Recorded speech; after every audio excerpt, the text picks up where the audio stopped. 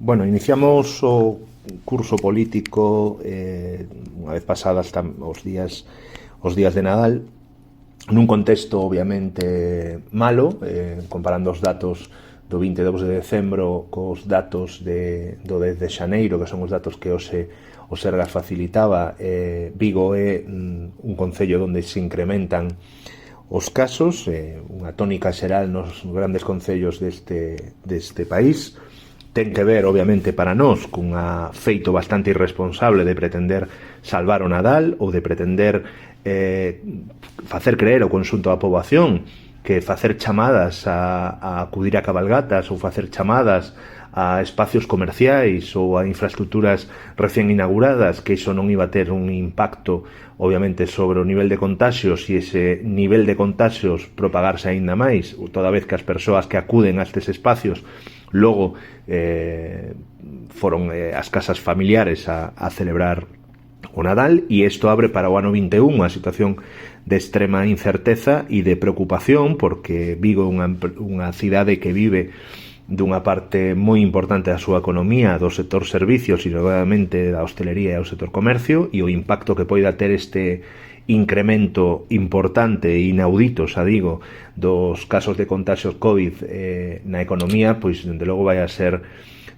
moi importante e de alcance impredecible.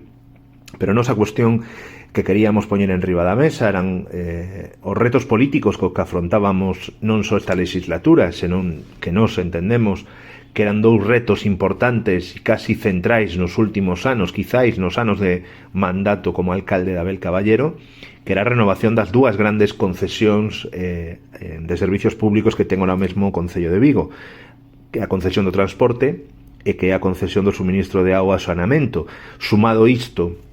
o imposto de bens inmobles, pois son os tres grandes pagos, os tres grandes tasas ou impostos que pagan os vigueses e as viguesas, non? Era unha oportunidade histórica esta legislatura, remataban despois de 25 anos dúas concesións, era a oportunidade de cambiar o sistema tarifario do transporte, de crear novos bonos, de bonificar as persoas desempregadas, de crear a posibilidade de tener abonos anuais, de establecer determinados criterios de desconto como funcionan nas grandes explotacións de transporte público do Estado español. Esa oportunidade queda desartellada dende o momento en que o alcalde decide ampliar a concesión 5 anos máis. Non temos ni siquiera a oportunidade de poñer en funcionamento tanto regulamentos como formas novas de entender o transporte público urbano. É unha perda de oportunidade increíble na cidade de Vigo e que nada vai a axudar a situación COVID. O temos claro que a situación COVID obligaba seguramente a indemnizar,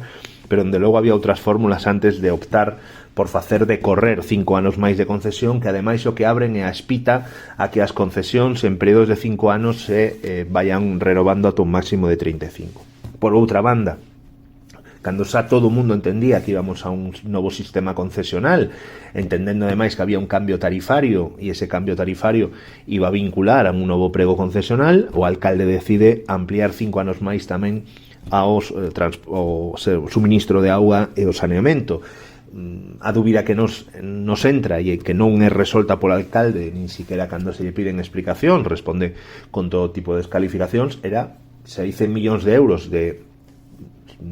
infraestructuras e de actuacións que justifican o cambio tarifario, por que agora hai 40 euros máis de inversións que non se computaron ou que non entraron dentro desas 100 millóns de investimentos urxentes que justificaban o cambio tarifario? Dende logo isto require unha explicación.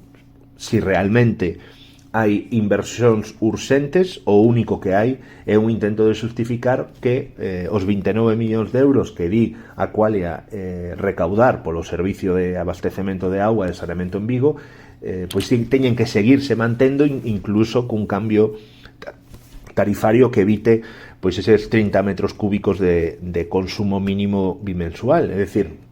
a empresa quere seguir gañando o mesmo e nós, hai unha lei autonómica que nos obliga a cambiar o sistema tarifario, pero queremos que a empresa siga gañando o mesmo. Dende logo, para nós isto é un gran fraude o conxunto dos vigueses e as viguesas, e a demostración dunha cobardía política de Abel Caballero ante as concesionarias privadas e ante empresas que dende logo siguen sendo grandes agraciadas nesta cidade con determinadas decisións políticas, e é unha derrota do servicio público é unha derrota da cidade e é pois non colocar determinados servicios, taxas públicas no ano 21 nun momento ademais de problema económico evidente de moitas familias, pois nun concesións sociais e con cobertura